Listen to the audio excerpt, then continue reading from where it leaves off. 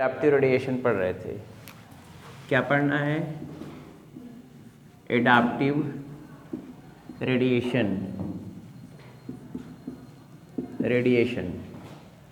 Adaptive radiation किसे कहते हैं? इसको बोलते हैं अनुकूलीय विकिरण। अनुकूलीय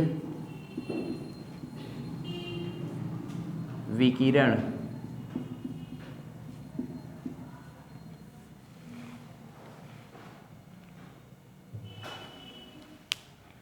अनुकूलता के अनुसार, अनुकूलता के आधार पर मॉडिफिकेशन हो जाना और नई जाति की उत्पत्ति हो जाना एक स्पीसीज से। इसका मतलब होगा अगर एक स्पीसीज से ढेर सारे स्पीसीज डेवलप हो रहे हैं, एक स्पीसीज से ढेर सारे स्पीसीज डेवलप हो रहे हैं, किसके कारण? Due to different geographical distribution के कारण, तो इसको हम बोलते हैं एडाप्टिव रेडिएशन। एक लाइन की बात, एक शब्द की बात, एक स्पीसीज से ढेर सारे स्पीसीज डेवलप्ड हो रही हैं, इवाल्व हो रही हैं, उत्पन्न हो रही हैं, किसके कारण? अनुकूलन के अनुसार, एडाप्टेशन के अकॉर्डिंग डिफरेंट जियोग्राफिकल एरिया। बात समझ में आ गई बातें? तो पहला है, इसका डिफिनीशन क्या होगा? Origin of several species from a single species, from single species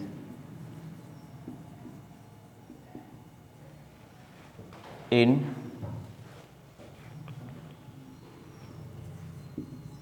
due to different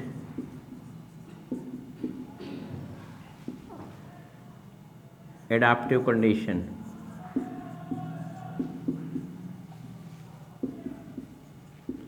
in an given area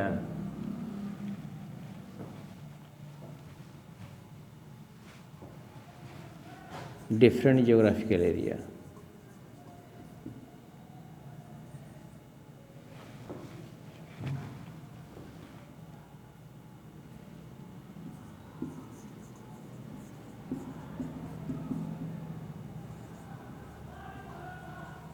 area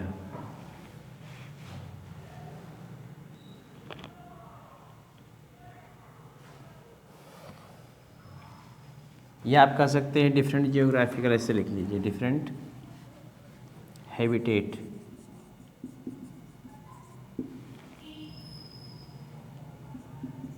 in different condition.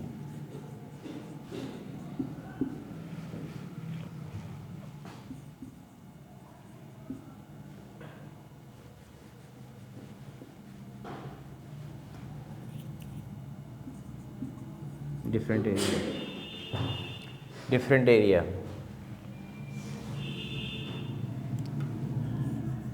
Example है डार्विन फिंचे बर्ड।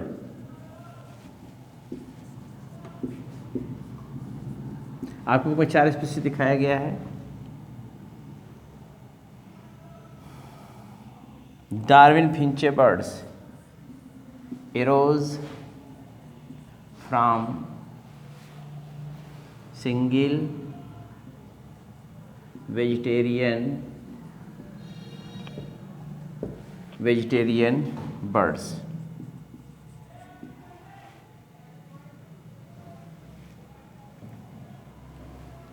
ऐसे लिख लो, बल्कि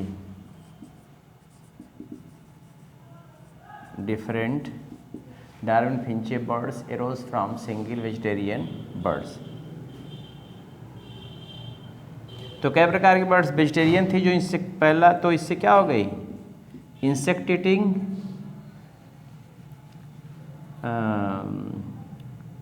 वेजिटेरियन बर्ड से, वेजिटेरियन मतलब क्या? ग्रेन ईटिंग बर्ड से vegetarian birds या grain eating birds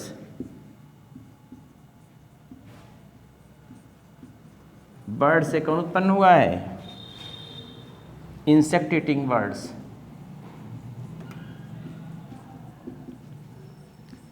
insect eating birds. क्या स्पीसीज उत्पन्न हुई?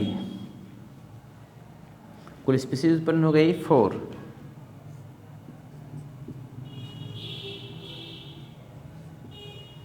arose from single species.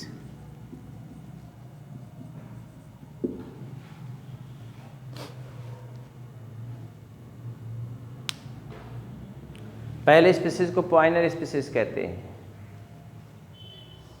तो इसका मतलब क्या हुआ? एक वेजिटेरियन एक ही वेजिटेरियन बर्ड्स है,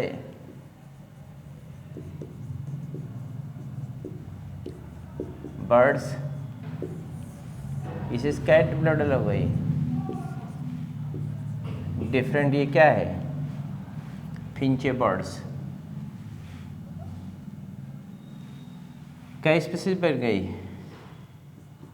एक फिंचेस बर्ड क्या स्पीसीज हुई? 1 2 3 और ये 4 आंख बुक में जो दिया हुआ है। किसके मॉडिफिकेशन कारण, किसमें मॉडिफिकेशन हुआ? मॉडिफिकेशन इन बीक हुआ है इनके, मॉडिफिकेशन इन बीक, चोंच के, मॉडिफिकेशन इन बीक हो गया। Origin of several species from a single species due to different adaptive condition in any given different habitat in different areas.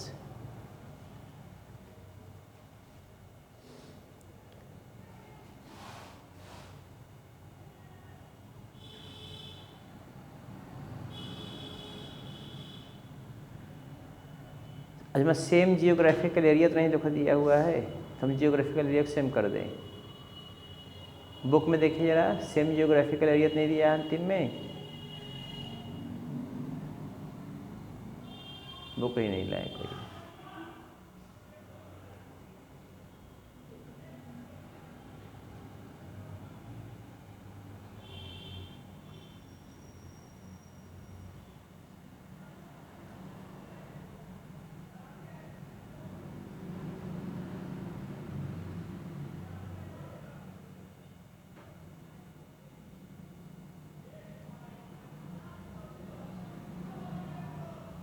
एक line की बात है, origin of several species from a single species, ये तो 100% सही होगा। ठीक है, due to different adaptive condition, different type के एडाप्टिव कंडीशन के कारण होता है। In an given different habitat, habitat different हो सकती है, लेकिन क्या होगा? Habitat in an geographical area, ऐसे लिखो तो ज़्यादा बढ़िया होगा। जियोग्राफिकल एरिया, जैसे एग्जाम्पल कहाँ पे थे? एग्जाम्पल ये गालापैगोस आइसलैंड पे थी। ये चारों जो बर्ड्स का उत्पन्न हुई थी, कहाँ उत्पन्न हुई थी? गालापैगोस आइलैंड। ये गालापैगो आइसलैंड की बात है, जो पहले एक समूह था, बदलाव में अलग अलग हो गया। तो याद रखिएगा, वेजिटेरियन बर्ड से कौन उत्पन्न हुआ है? इंसेक्ट ईटिंग, याद रखिएगा इसको। वेजिटेरियन बर्ड से कौन उत्पन्न? Insect eating birds. क्या स्पीसीज आपको बुक में दिखाया हो? 4 ठो, जबकि ओरिजिन हुई 9-10 ठो, लेकिन आपको बुक में 4 ठो फिगर बना के दिखाया हुआ है। ये रट मारिएगा। एग्जाम्पल नंबर 2 है, example number 2, marsupials in Australia. Australia geographical area same है,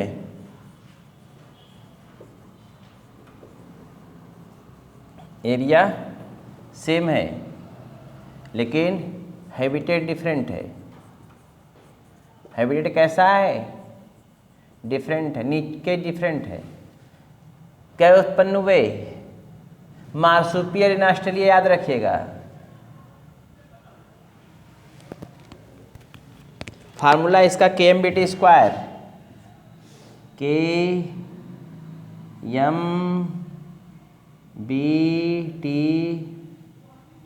स्क्वायर वेम्बट।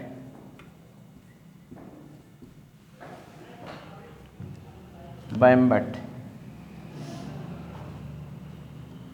सुवाम्बट, सुवाम्बट।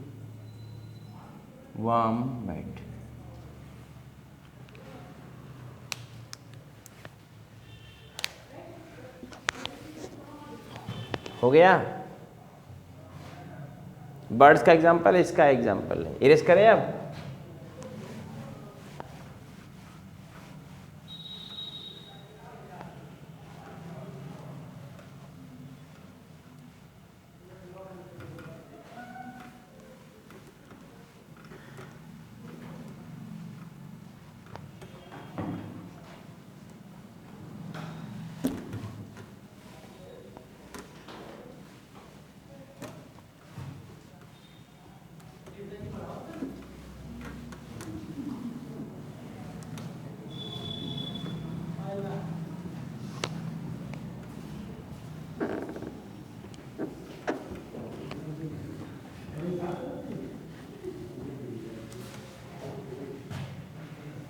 हो गया। अर्थात ये देखिए KMBT स्क्वायर बताया था मैंने भी, सुवाम बट, सुवाम बट, वो BUT था वहाँ पे। केफार, इधर देखिए ये मार्सुपियल एरिया है, ये मार्सुपियल कहाँ पे हैं? ऑस्ट्रेलिया रीजन का ऑफ ऑस्ट्रेलिया। एक स्पीसीज से 10 स्पीसीज बने हुए हैं।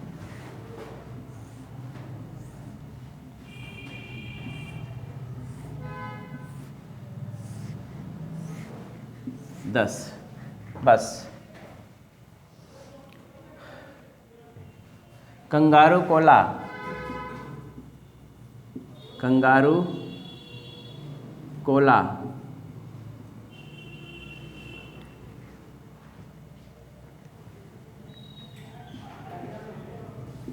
Marsupial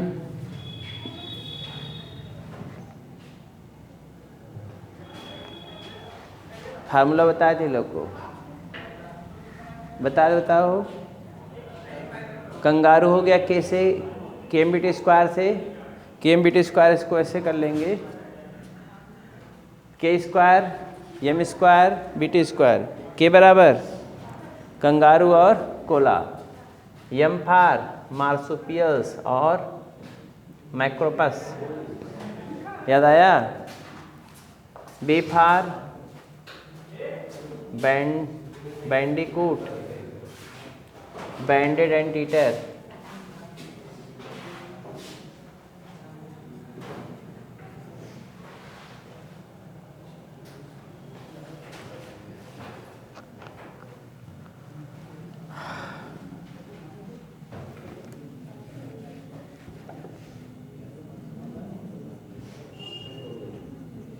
Tasmanian wolf. बुक में नहीं दिया क्या? नहीं थी तुम्हारी बुक में? अब मिलते नहीं लोग के। माथे पे कहाँ धरे? देखो है तस्मानियन वुल्फ है, टाइगर कैट है क्या? देखो है, इधर देखो, सुगर ग्लाइडर है, याद करिए। वैम्बट है, लो खत्म हो गया, एक टॉपिक खत्म।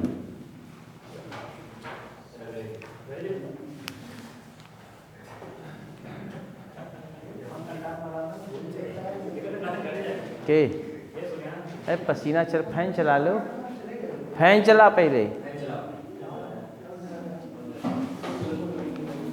फैन चला जल्दी से। उधर ना चलाओ, उधर खाई चलाओ। हाँ इधर है। हो गया? ये मैं सब लिखवाया हुआ हूँ। एडाप्टिव रेडिएशन पढ़ा दिया मैंने आपको। तो ये भी क्या इसका है, इधर देखिए ना मिला कोई, 1 मिनट। कोला और कंगारू मिला, बोलो जी। मार्सुपियल कैट और मैक्रोपस मिला, बुक में देखो। 2 एम देखो खाली है कि नहीं। पहला एम कौन है, मार्सुपियल कैट, मार्सुपियल मोल है, बस ठीक है। हाँ, मार्सुपियल रैट और मोल, बस। बैंडिकूट है, बैंडेड एंटीटर है, देख लो।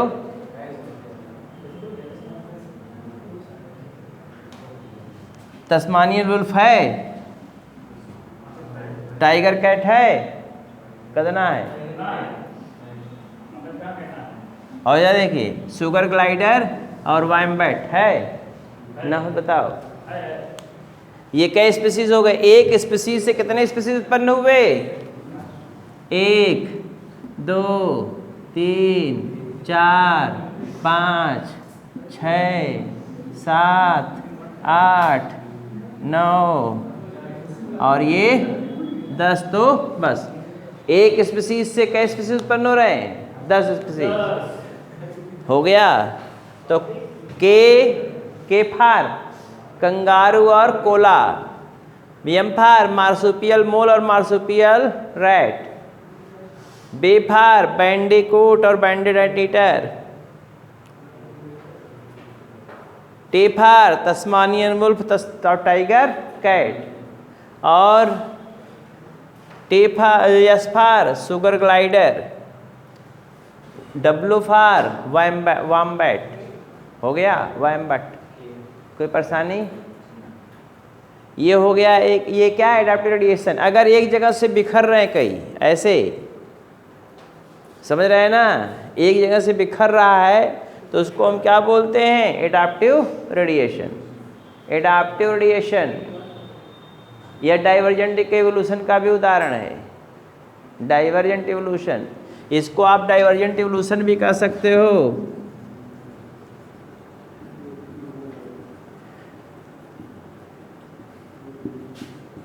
डाइवर्जेंट इवोल्यूशन भी कह सकते हो आप।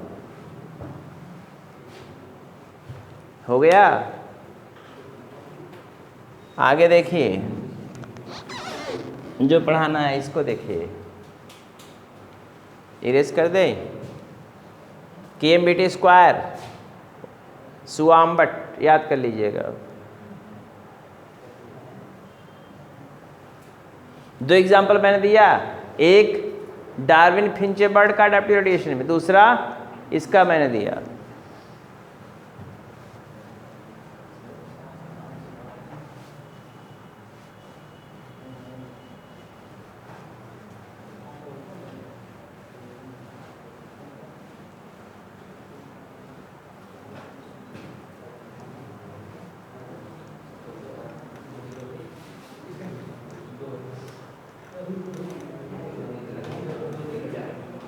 बात नहीं, आप बात न करिए।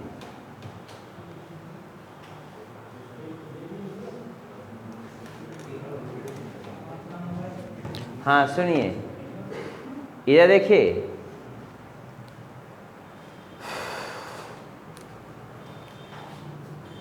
इसी में आपका एग्जाम्पल है, when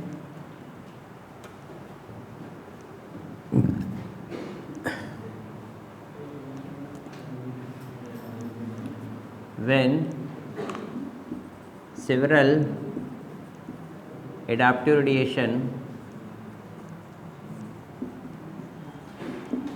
radiation occurs in same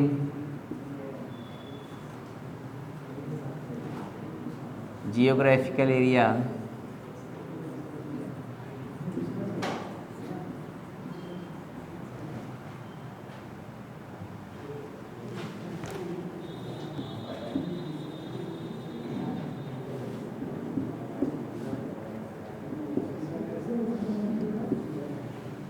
different habitat हो गया।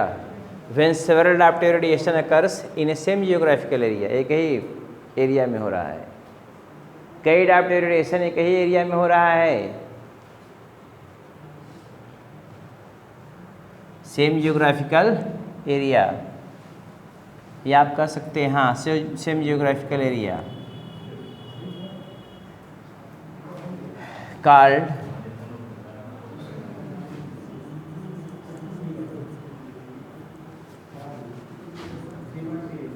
कन्वर्जेंट, बात ना करो जी, कन्वर्जेंट इवोल्यूशन। एग्जाम्पल इसका है, इसका एग्जाम्पल है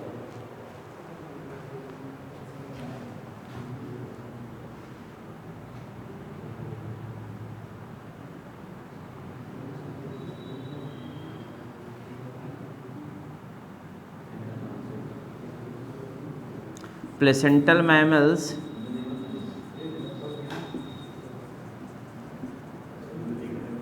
and marsupials.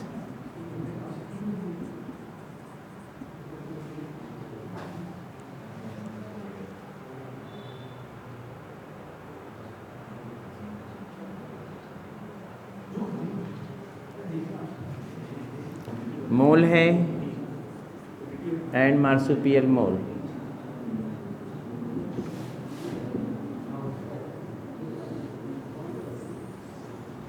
Mole marsupial mole, ये क्या होता है? मोल तो मार्सुपियल मोल, मार्सुपियल मोल मतलब मार्सुपियल्स है, और ये मोल मतलब क्या होता है? प्लेसेंटल है। पहला एग्जाम्पल फिगर के साथ दिया हुआ होगा, फिगर के साथ वाला एग्जाम्पल है, नहीं मिला? ऐसे ढेर सारे हैं, बहरहाल उतना रटने का आपको जरूरत नहीं है उसका। अगर दे देगा कौन से प्लेसेंटल और मार्सुपियल, तो आप कन्वर्जेंट इवोल्यूशन का एग्जाम्पल बताएंगे। किसका एग्जाम्पल बताएंगे? कन्वर्जेंट है। अगर सेवरल अडैप्टिव रेडिएशन, देखिए अगर सेवरल अडैप्टिव रेडिएशन एक ही जगह पे हो रहा है, एक ही जियोग्राफिकल एरिया में, सुनो, अगर सेवरल अडैप्टिव रेडिएशन एक ही geographical area, several adaptive radiation अगर एक ही जियोग्राफिकल एरिया में हो रहा है, समझ रहे हैं ना, तो उसको हम क्या बोलते हैं? Convergent evolution. जैसे मैंने बताया कन्वर्जेंट इवोल्यूशन का आपने एग्जाम्पल दिया, आप जानते हैं कि जैसे उड़ने के लिए सभी आवश्यक है, लेकिन ओरिजिन डिफरेंट है। जैसे आपने देखा था इंसेक्ट का विंग, कितने लोग वहीं कन्फर्म नहीं होंगे? इंसेक्ट का विंग, इंसेक्ट का विंग मतलब इंसेक्ट का पंखा। ये कौन पंखा? ये वाला पंखा नहीं, पंख, इंसेक्ट का पंख हो गया, और चमगादड़ का पटेजिया, और बर्ड्स का फीदर। तीनों का ओरिजिन क्या है? डिफरेंट है, लेकिन उनका काम है एरियल एडाप्टेशन। इनका काम एक है, हैबिटेट क्या हो गया? आवासीय सेम हो गया, समझ रहे हैं ना? तो क्या हो गया? आवासीय सेम हो गया, अर्थात उड़ने के कंडीशन में। बात समझे? वैसे ही प्लेसेंटल मैमल्स मार्सुपियल एक तरीके के हो जाते हैं, एक तरीके का मॉडिफिकेशन दोनों में हो गया है, तो इसको हम क्या बोलेंगे? Convergent evolution. मार्सुपियल और मोल, मार्सुपियल मोल और मोल। तस्मानियन वुल्फ और वुल्फ दिया होगा, तस्मानियन वुल्फ और वुल्फ आपकी बुक में दिया, एग्जाम्पल वो दिया हुआ है। इसको बहुत ज़्यादा याद करने की जरूरत नहीं है, लेकिन 2-4 याद कर लेंगे कोई नुकसान नहीं, लेकिन ये कन्वर्जेंट इवोल्यूशन का है, कन्फ्यूज़न खूब करेगा, इसलिए हम 10 पहले याद करा दिए आपको, उसको 10 याद कर ले, बाकी इसको याद करने में कोई ज़रूरत नहीं है। अपने आप जो आएगा तो कन्वर्जेंट इवोल्यूशन गिर जाएगा धड़ाम धड़ाम। इरेज करें,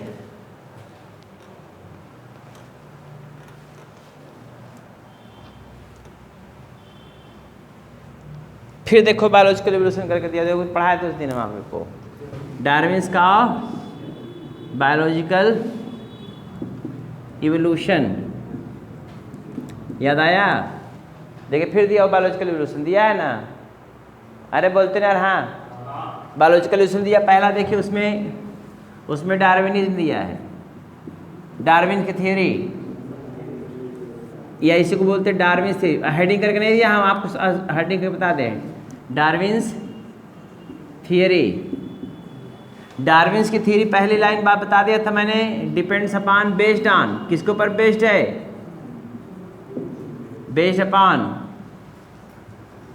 किसके ऊपर है?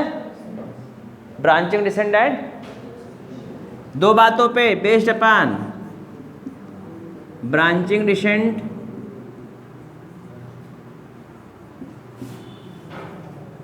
एंड नेचुरल सिलेक्शन के ऊपर। हो गया? इनके बुक का क्या नाम था, याद आया?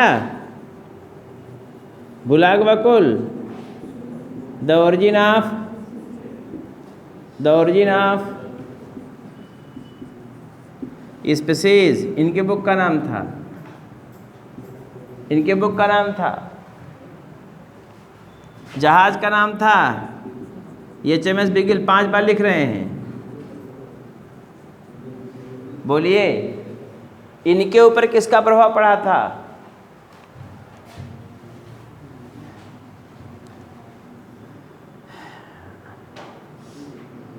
Darwin was influenced by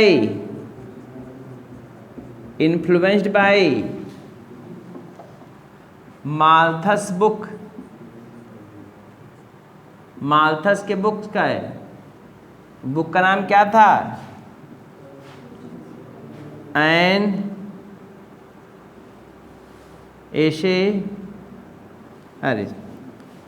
essay on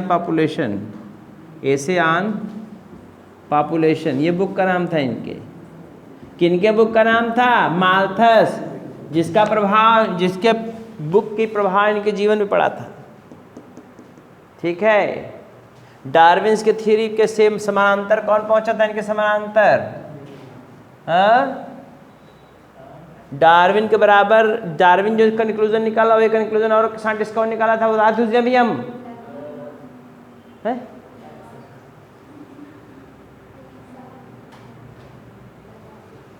अरे तो लोग मार के लेमार्क बना देंगे, मारेंगे लेमार्क हो जाओगे तब। लेमार्क मर गए तो हम लोग खींच के ले जाइए फिर वहीं। तुम बताइए, तुम बताइए पीछे, तुम बताओ। पैरिन मारे जन्म का टेढ़ो जीवो वहीं जाकर मैच खेल रहे हो। सिलेक्शन में जब खूब मैच खेलो, सिलेक्शन के बाद मैच खेलो। इधर देखो,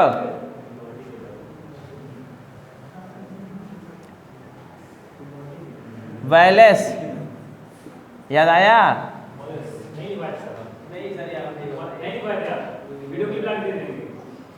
कॉपी निकाल, कॉपी कोई लिखा है इसमें से? पहले में शुरुआती दौर में था, इसी चैप्टर में था।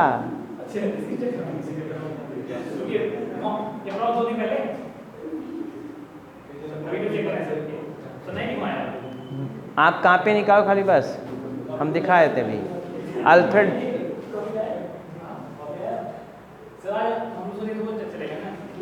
अल्फ्रेड वायरलेस यही थे, मैं लिखवाया हूँ। वायरलेस यही थे, सेम कंक्लूजन पहुंचे थे।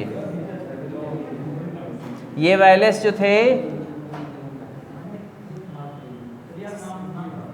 सेम कंक्लूजन पे।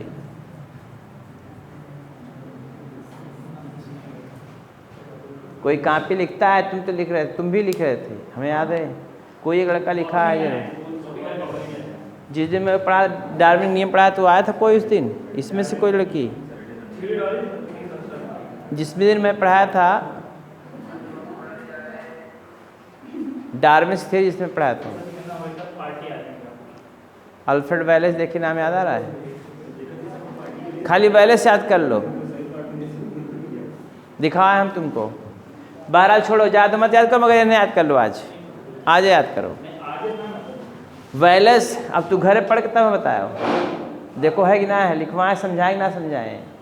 वैलेस और डार्विन सेम कंक्लूजन में पहुंचे थे, ना मिला?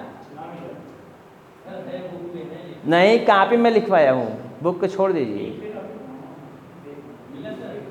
मिल गया कि हम देख रहे हैं यहीं से, नहीं मिला ना वैलेस? हाँ सुनो,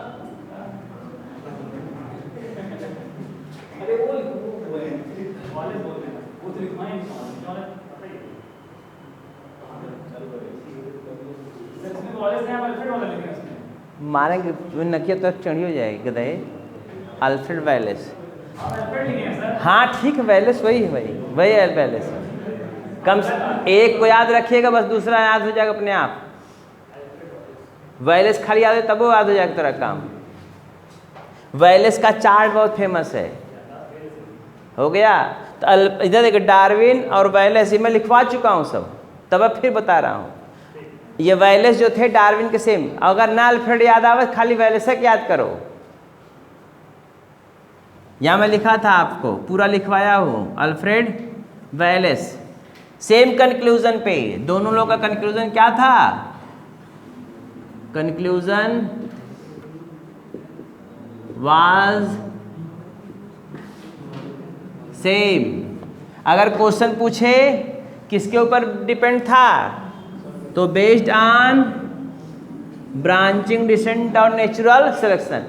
सुनिए, ब्रांचिंग डिसेंट और नेचुरल सिलेक्शन पे कोई पूरी डार्विन का नियम किसके ऊपर बेस्ड था? Branching descent natural selection. पहली बात, डार्विन की बुक का नाम क्या था? Origin of species. यहीं पर ओरिजिन ऑफ लाइफ पूछते किसका था? एआई ओपेरिन का, याद रखिए। ओरिजिन ऑफ स्पीसीज इनका है, डार्विन का। ओरिजिन ऑफ लाइफ उनका है, एआई ओपेरिन का। HMS बिगिल जहाज का नाम था। डार्विन इन्फ्लुएंस है किसके द्वारा? बुक का नाम था माल्थस का लिखा हुआ बुक, एशियन पॉपुलेशन।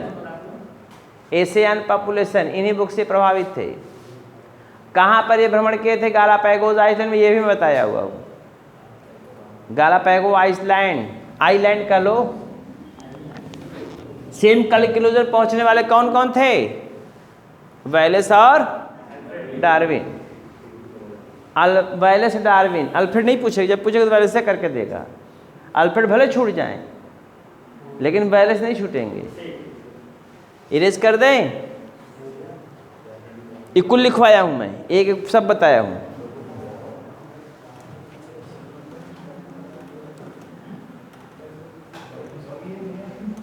हाँ सुनिए, फिर एक बार रिमाइंड कर रहे हैं। आवाज करेंगे तो नहीं समझ में आएगा, कुछ नहीं आएगा। डार्विन के 6 पास्टुलेट थे, 6 पास्टुलेट्स आपका अलग अलग करके बुक में दिया, लेकिन मैं कह जाऊँ 6 पास्टुलेट्स ऑफ डार्विन।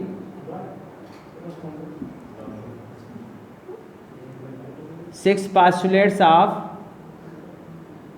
डार्विन के 6 पास्टुलेट थे। कौन कौन? पहला, एक्सेसिव रेट ऑफ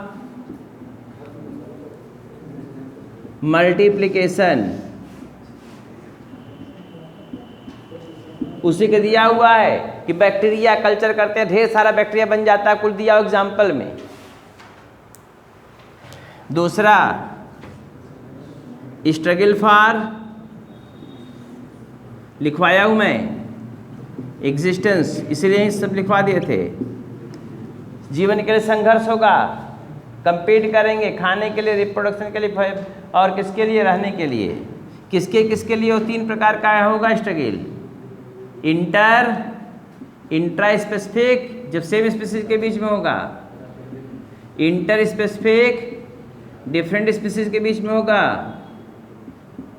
और इन्वायरमेंटल,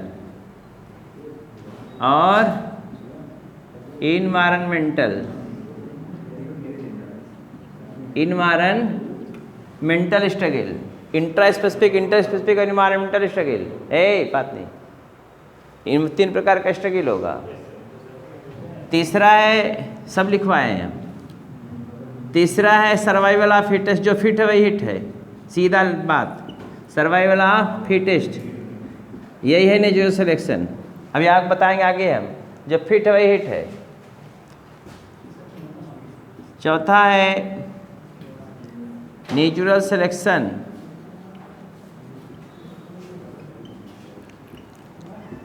पांचवा है वेरिएशन, कोई भी इंडिविजुअल एक दूसरे से वेरी करता है, कोई भी इंडिविजुअल एक दूसरे से क्या करता है, वेरी करता है, चाहे अपने माता पिता का ही दो संतानें क्यों न हो, समझ रहे हैं ना। और छठा है ओरिजिन ऑफ न्यू स्पीसीज, नई जातियों के उत्पत्ति। बात समझे? अगर 6 पॉइंट आपके याद है, दिमाग में है, तो आपका काम बनेगा।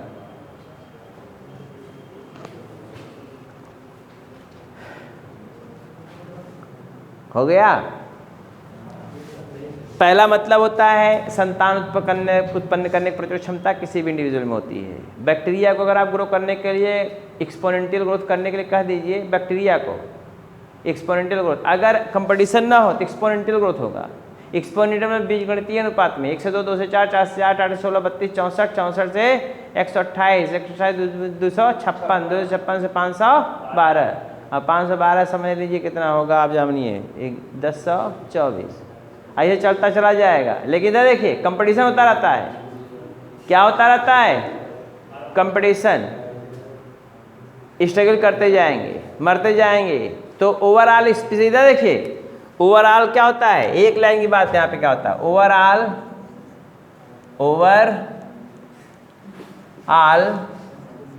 स्पीसीज क्या होती हैं, स्पीसीज आर कांस्टेंट, कांस्टेंट रहता है, ज़्यादा बढ़ता नहीं है, ह्यूमन बीइंग का छोड़ करके। हो गया? पहली बात हो गई। दूसरी बात मैंने बताया था, देखो फिर सुन लीजिए। दूसरी बात क्या थी, स्ट्रगल फॉर एग्जिस्टेंस, जो पैदा हुआ उनको स्ट्रगल करना पड़ेगा फूड, शेल्टर, रिप्रोडक्शन के लिए। अगर एक जातियों के बीच में हो रहा है 3 प्रकार का स्ट्रगल होगा, अगर एक जातियों के बीच में 3 प्रकार स्ट्रगल होगा, 3 कौन कौन सा होगा, फूड के लिए, शेल्टर के लिए, रिप्रोडक्शन के लिए। 2 विभिन्न जातियों में हो रहा है, 3 जातियों में हो रहा है, तो वो फूड के लिए हो सकता है, शेल्टर के लिए हो सकता है, मगर रिप्रोडक्शन के लिए आपस में नहीं होगा। इन्वायरमेंटल तो जानते ही हैं, वातावरणीय दशा चेंज होती है तो इंडिविजुअल क्या करते हैं, सबसे भयानक कारण ये होता है, मिलियन ऑफ ईयर्स लग जाते हैं चेंज होने में। आप देखिए तो स्ट्रगल फॉर एग्जिस्टेंस, स्ट्रगल होगा, उसमें सर्वाइवल ऑफ फिटेस्ट, जो फिट है वही हिट है। मेढक डायनासोर से पहले आया था, मेढक आज विद्यमान है, डायनासोर गायब, बोलिए ना। फिर मैंने कहा नेचुरल सिलेक्शन, ने प्राकृतिक चयन इसको बोलते हैं। प्रकृति अपने हिसाब से क्या करता है, इंडिविजुअल का चयन करता है, वेरिएशन होते उसमें आते हैं और वो चयनित करता है। अगर वेरिएशन इन्वायरमेंटल कंडीशन के अनुसार अडैप्टेड हैं तो क्या होगा, वह स्पीसीज बन जाएगा, और अगर वेरिएशन इन्वायरमेंटल कंडीशन के अनुसार नहीं है तो वो तुरंत स्पीसीज एक्सक्लूड कर जाएगा। तो वेरिएशन आया, विभिन्नता, हालांकि विभिन्नता का कारण ही नहीं बता पाए थे, विभिन्नता का कारण तो आज के डिग्रीज बताए थे बाद में। और ओरिजिन ऑफ न्यू स्पीसीज, जब वेरिएशन आएगा, ढेर सारा वेरिएशन जब एक्युमुलेट हो जाता है तो क्या बना रहता है, ओरिजिन ऑफ न्यू स्पीसीज, नई जातियों की उत्पत्ति। ये है डार्विन्स की थ्योरी। इसी में एग्जाम्पल है क्या, वही जिराफ वाला गर्दन दिए थे, बताया है, ये भी मैं बताया हुआ हूँ कि डार्विन बताया 2 प्रकार की जिराफ थी, एक छोटी गर्दन वाली है और एक बड़ी गर्दन वाली। छोटी गर्दन वाली एक स्ट्रगल फॉर एग्जिस्टेंस में खत्म हो गई, बड़ी गर्दन वाली स्ट्रगल फॉर एग्जिस्टेंस में क्या हो गई, सर्वाइव की। 2 प्रकार की जिराफ थी, छोटी गर्दन वाली और बड़ी गर्दन वाली। छोटी गर्दन वाली क्या हो गई, स्ट्रगल फॉर एग्जिस्टेंस में खत्म, बड़ी गर्दन वाली स्ट्रगल फॉर एग्जिस्टेंस में सर्वाइव की। बोलिए ना। लैमार्क बताया था एक छोटी गर्दन वाली थी, मगर खींचते खींचते खींचते खींचते अपनी गर्दन अगला पैर को इतना खींची कि खींच गई। खींचने के बाद क्या होगा, उनका अगला पैर और नेक बहुत लंबा हो गया। वो यूज एंड डिसयूज वाले थे। लैमार्क की भी थ्योरी बता दें, ये बताया हुआ था, मैं फिर आपको रिव्यू करा दे रहा हूँ।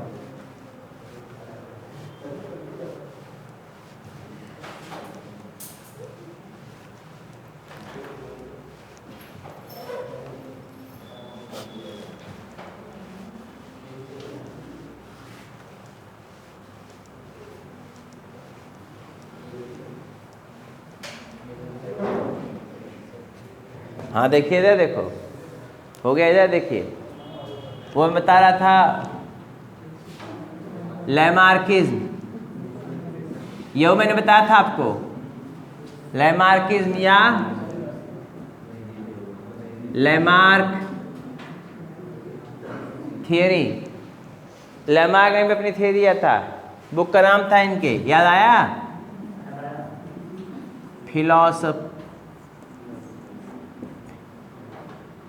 फिलॉसफी जूलॉजिक, इनके बुक का नाम था, ये इनके बुक का नाम था।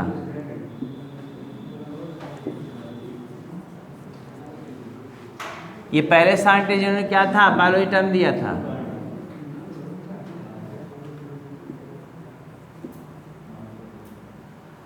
Biology term was given by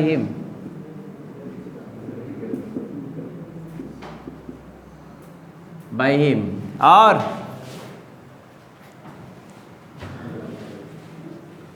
अगला, हाँ सुनो, इन्होंने 4 बातें बताया था, इनके 4 पोस्टुलेट्स थे। पहला था tendency to increase in size,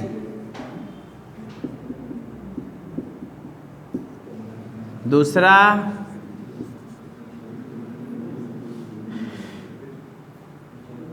direct effect of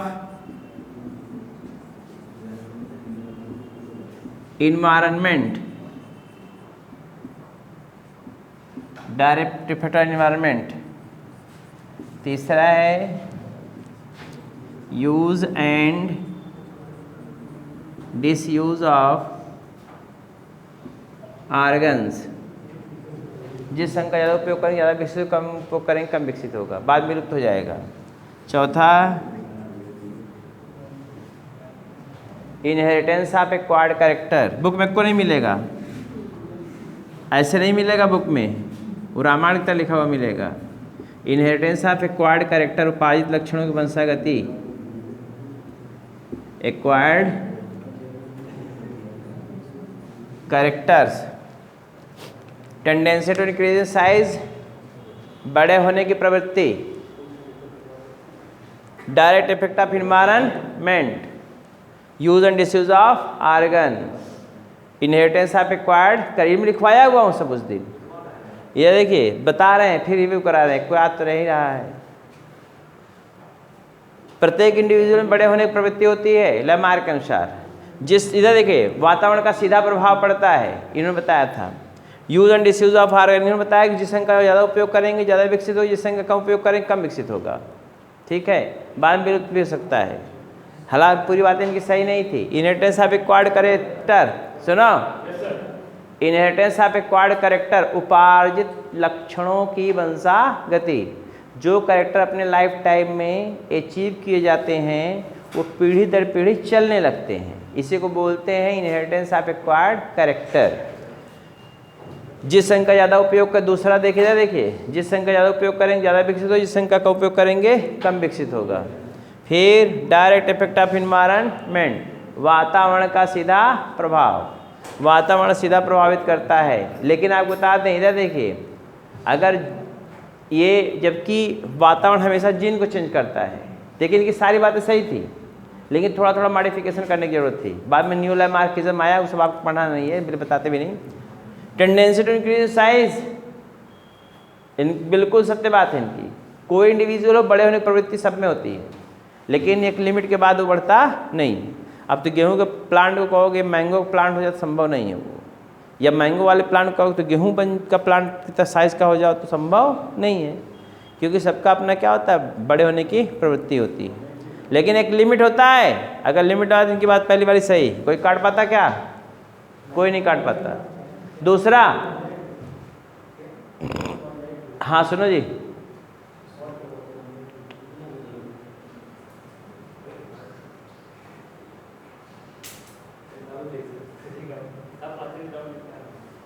देखिए इधर डायरेक्ट इफेक्ट ऑफ इन्वायरमेंट, वातावरण का क्या सीधा प्रभाव। इन्होंने कहा वातावरणीय दशा सीधा प्रभावित करते इंडिविजुअल को, समझ रहे हैं ना।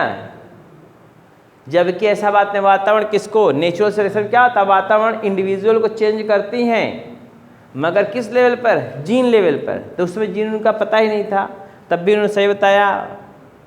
अगर इनडायरेक्ट बोल देते, इनडायरेक्टली प्रभावित करते, तो इनकी बात ये भी सही थी। यूज एंड डिसयूज काफ़ी हद तक, इधर देखो, use and disuse of organ, जिस अंग का ज़्यादा उपयोग करेंगे ज़्यादा विकसित होगा, जिस अंग का उपयोग करेंगे कम विकसित होगा। इसलिए इधर देखो, ज़्यादा पढ़ोगे ज़्यादा याद होगा, कम पढ़ोगे कम याद होगा, ठीक है। और इनहेरिटेंस ऑफ एक्वायर्ड कैरेक्टर, उपार्जित लक्षणों की वंशागति, वे कैरेक्टर जो अपने लाइफ टाइम में इंडिविजुअल एक्वायर्ड करता है वो पीढ़ी दर पीढ़ी चलने लगता है। यही जिराफ की गर्दन को उन्होंने बताया, किसकी गर्दन को बताया, जिराफ की गर्दन को। इन्होंने कहा पहले छोटी गर्दन वाली जिराफ थी, बाद में अपने किसको खींचने लगी, अपनी गर्दन खींचते खींचते इतना खींची थी कि लंबी गर्दन वाली जिराफ उत्पन्न हो गई। बात समझ रहे हैं ना। हालांकि ये बातें बिल्कुल सही नहीं हुई, यही बातें बताई गई थी डार्विन लेमा की दोनों थियरी में। अब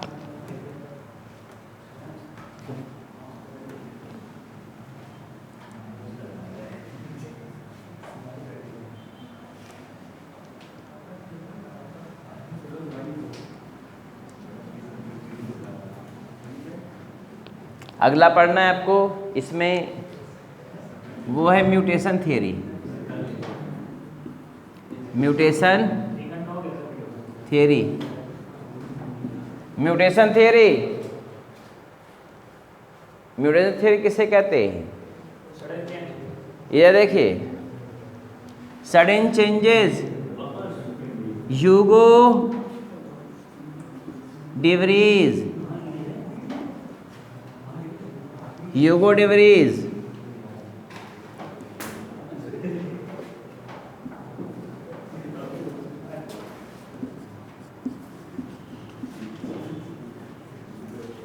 concluded that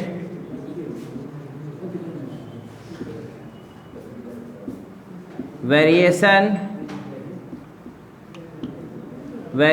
not occur, आगे जाओ,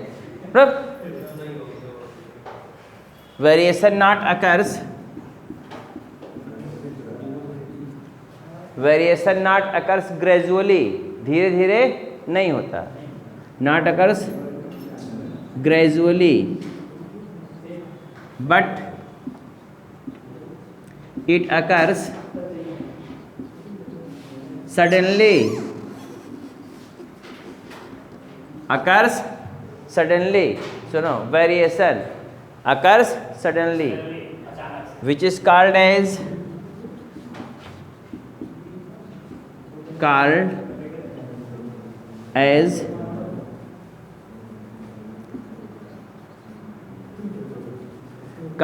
mutation.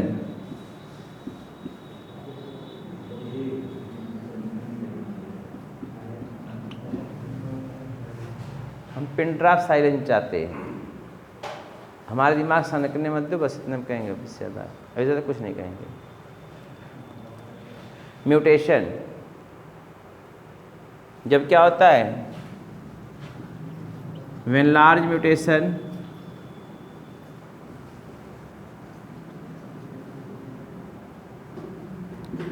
mutation occurs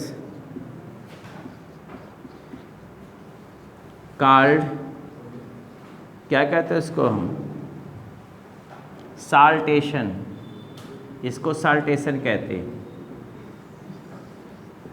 म्यूटेशन ही क्या होता है, जब व्यापक रूप, ये देखिए ज़्यादा म्यूटेशन परिवर्तन हो जाता है, उत्परिवर्तन, उसको क्या बोलते हैं, साल्टेशन। इससे क्या होता है, नई जातियाँ उत्पन्न होती हैं। Origin of new species occurs,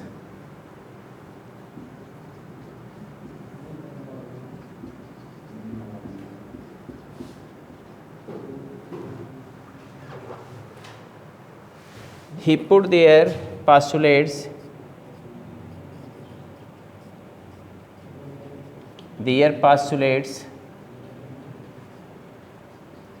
on the observation of, किसके ऊपर ऑब्जर्वेशन किया था इन्होंने, on the observation of evening primrose evening primrose, या इसी को बोलते हैं ओइनोथेरा लैमार्कियाना, सामने प्रिमरोज इसको बोलते हैं, ओइनोथेरा लैमार्कियाना। इसी का ऊपर ऑब्जर्व किए थे। इन्होंने देखा क्या, सारे पौधे कैसे थे, छोटे छोटे थे। सारे पौधे कैसे थे, छोटे छोटे, लेकिन एक पौधा उसमें से क्या हो गया, बड़ा हो गया। और उस बड़े पौधे को फिर लिया और अगली बार दोनों अलग अलग बोया, छोटे वाले को अलग अलग बोया, तो छोटे वाले से छोटे वाले पौधे बने। और बड़े वाला, जब बड़े वाले सीड का बोया इन्होंने, तो इनसे क्या हुए, सब बड़े बड़े पौधे उत्पन्न हुए। समझे? तो इन्होंने क्या बताया, सडन चेंजेस हुआ, अचानक परिवर्तन हुआ, एक बड़ा पौधा बना, बाकी सब छोटे। किसकी बात हो रही है, ओइनोथेरा लैमार्कियाना की। अपने गार्डन में उन्होंने एक इवनिंग प्रिमरोज लगाया हुआ था, वो तो अचानक पा गए थे, खोजे जो नहीं थे कुछ, वो पौधा लगाया जिसका नाम शांत प्रिमरोज होता है। यहाँ लिखा हुआ है इवनिंग प्रिमरोज या ओइनोथेरा लैमार्कियाना। पौधा होता है, फ्लावरिंग होती है उसमें, गार्डन लगाए थे सजाने के लिए, ठीक है। उसमें से अचानक एक पौधा बड़ा हो गया, लंबा हो गया, इसको भी सीड ले लिए, इसका भी सीड लिए, दोनों को फिर अगले जनरेशन में बोए, तो छोटे वाले से छोटा ही उत्पन्न हुआ, बड़े वाले से बड़ा वाला। दो स्पीसीज बन गई ना अब, एक छोटा वाला एक बड़ा वाला। अब ये बड़ा वाला चलने लगा। तो इस ऑब्जर्वेशन के आधार पर उन्होंने ये निष्कर्ष निकाला कि चेंजेस बहुत मिलियन वर्ष में नहीं होते, चेंजेस क्या अचानक होते हैं, और जो है वही न्यू जाति की उत्पत्ति के कारण बनते हैं। बात खत्म हो गई। ये है म्यूटेशन थ्योरी। इसके बाद जो आप, एक मिनट शांत, इसके बाद जो पढ़ना है,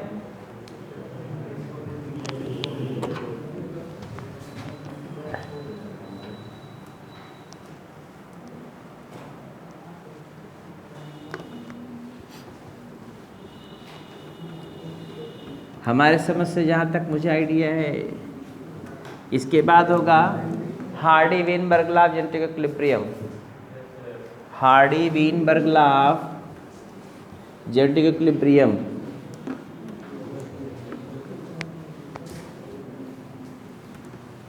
हार्डी-वेनबर्गलाव जेनेटिक इक्विलिब्रियम। देखो हार्डी-वेनबर्गलाव जेनेटिक, सुनो हम बताना जानते हैं, Hardy Weinberg law genetic equilibrium, Hardy Weinberg law genetic equilibrium है क्या?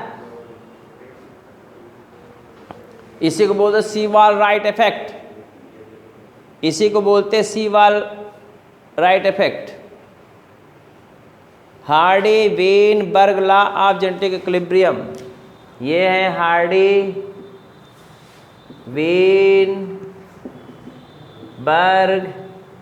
Law of genetic equilibrium.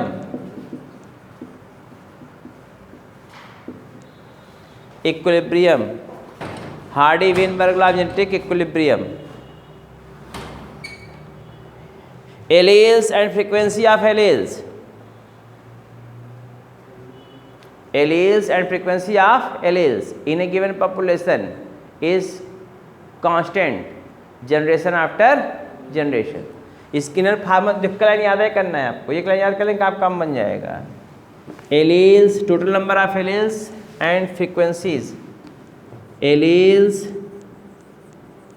And frequencies of alleles and frequency of alleles remains constant generation after generation after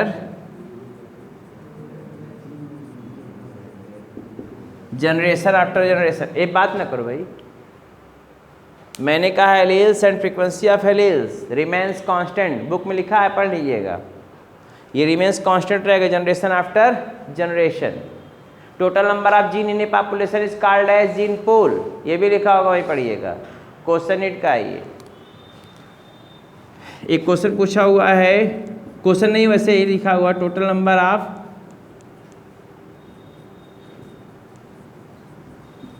number of gene in a population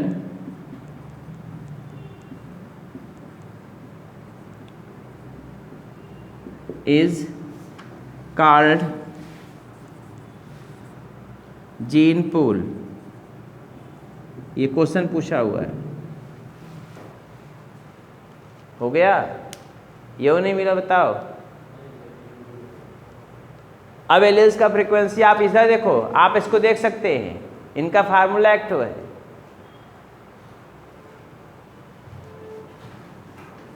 p² + 2pq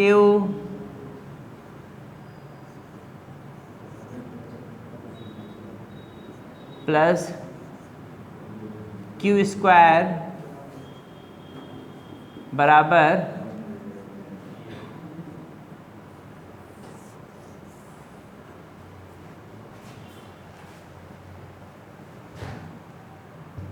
अगर इसको dominant allele मान लेते हैं,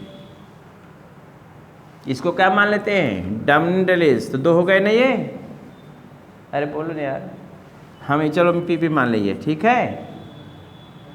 अब ये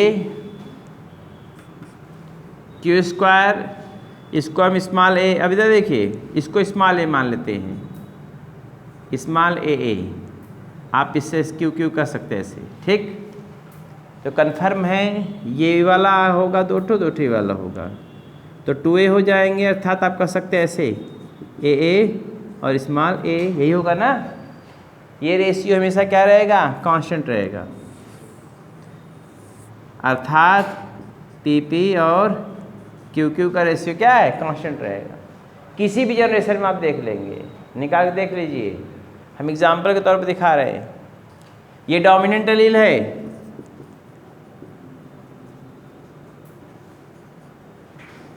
और ये रेशियो एलील्स है,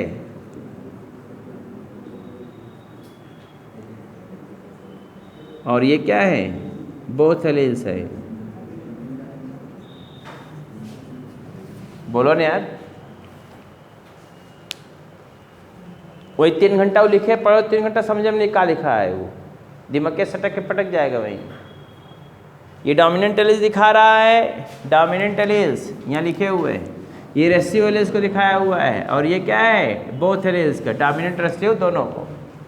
रेशियो कैसे सेम निकलेगा, रेशियो दिखाएं आपको, आप एकदम देख लीजिए, कैपिटल टी वाला ही रेशियो देख लीजिए, स्मॉल टी, देखिए कैपिटल टी स्मॉल टी जो आप पढ़ चुके हैं आप। रेशियो देखिए, पहले जनरेशन में ऊपर बनाए क्या,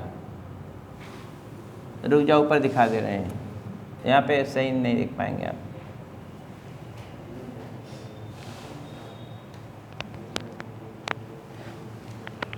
इरेज करें इसको, बोलो इरेज करके इसका एग्जांपल दिखा दें आपको।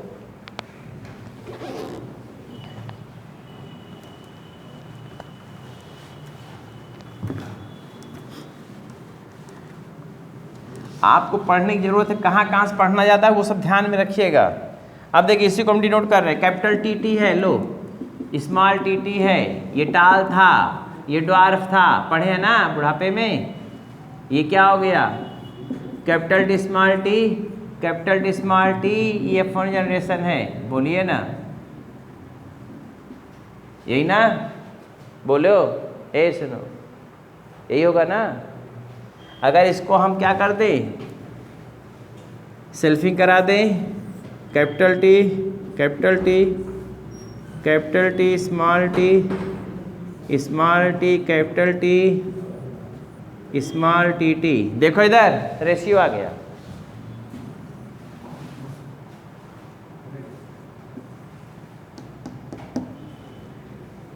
ये हमेशा कांस्टेंट रहेगा, बोलिए।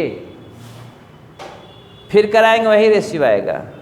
इसका डायरेक्ट अगर करा देंगे तब वही रेशियो मिलेगा आपको। डायरेक्ट इसका करा देंगे, इधर देखिए यहाँ पे रेशियो मिला ना। अब आप ये हेटेरोजाइगस सेरेस है ना, ये कौन है? Heterozygous Ceres. इसका क्रॉस कराते जाइए आप 25 बार। ये हेटेरोजाइगस सेरेस का 500 बार क्रॉस कराइए, 500 बार। क्या मिलेगा? यही रेस ये इससे हेटेरोजाइगस सेरेस से 500 बार क्रॉस कराइए, वही मिलता चला जाएगा। हाँ 25,000 बार करा दो, ठीक। जब बशर्ते क्या हो, 5 चीज़ इसमें ना इंक्लूड हो, 5 चीज़ें इसमें ना आने पाए। शिवम केसरी 5 चीज़ें इसमें इंक्लूड ना होने पाए। क्या क्या आना इंक्लूड होने पाए? देखो कौन कौन इंक्लूड ना होने पाए। पहला जेनेटिक ड्रिफ्ट, म्यूटेशन। दूसरा जीन फ्लो, जीन रिकॉम्बिनेशन। 5 चीजें Hardy Weinberg law genetic equilibrium को फॉलो नहीं करते। 5 फैक्टर्स।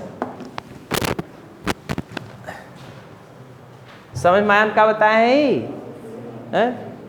अरे यार हेटेरोजाइगस सेरेस को हम क्रॉस कराएंगे तो ये वाला capital T, capital small T, यही रेशियो आ रहा है ना, टी स्क्वायर 2p का मतलब 2t 2 स्मॉल टी, ठीक है। और इधर q स्क्वायर स्मॉल टी। बोलिए आप इसको बार जय बार क्रॉस कराएंगे, ऐसा कंडीशन तय बार ही रेशियो मिलेगा ना। अब देखिए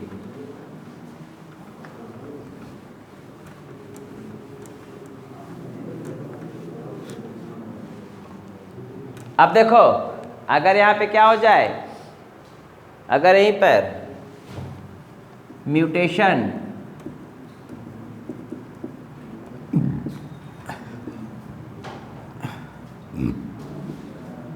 जीन माइग्रेशन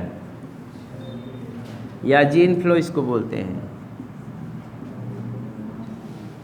तीसरा म्यूटेशन हो गया, जीन माइग्रेशन या जीन फ्लो,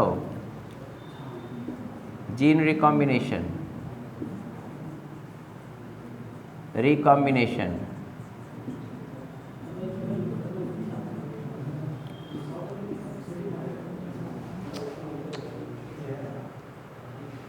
पहले आज बतिया लो, कुल बतियाओ तो पूछो हमसे ना यार। तो अब बायोलॉजी पढ़ो तो इसमें फिजिक्स पढ़ो।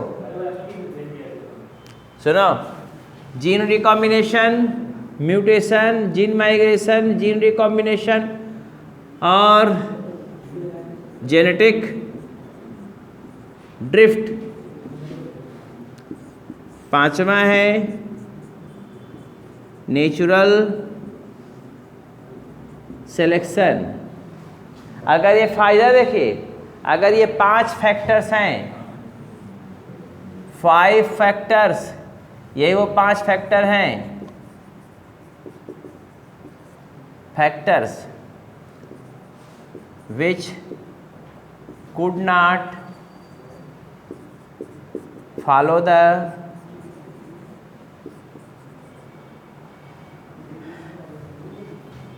Hardy-Weinberg law of genetic equilibrium, Hardy-Weinberg law of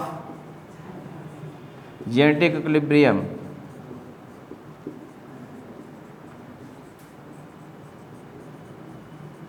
Hardy-Weinberg law of genetic equilibrium. ये 5 ऐसे हैं, ये इसका मैंने फार्मूला बताया था। मैंने कहा था G3Mn, देख लीजिए G3Mn मैं आपको रटाया था। कौन कौन? G3 मतलब gene migration, gene recombination, genetic drift, ये G3 हो गया। Mn मतलब म्यूटेशन या फॉर नेचुरल सिलेक्शन। अब आपको याद करने की जरूरत है, आप कैसे याद कर पाते हो, कुछ चीज़ों को बार बार कैसे रिवाइज कर सकते हो, ये आपको याद होना चाहिए। ये 4-5 फैक्टर ऐसे हैं जो हार्डी-वेनबर्ग लॉ को फेल कर देते हैं। हार्डी-वेनबर्ग लॉ जहाँ पे आ जाए, हार्डी-वेनबर्ग लॉ क्या हो जाएगा? फेल कर जाए, फ्लॉप हो जाएगा। फ्लॉप मतलब फेल कर जाएगा, रेशियो नहीं मिलेगा वो। आप समझे? यहाँ पे देख लीजिए 5 factors which could not follow the Hardy-Weinberg law of genetic equilibrium, इनको फॉलो नहीं करता, मानता ही नहीं। यही अब डिटेल हम कल, आप क्या क्या है, ये जीन माइग्रेशन क्या है, म्यूटेशन क्या है, मैं कल बताऊंगा। चलते हैं, फिर मिलेंगे कल, बाय।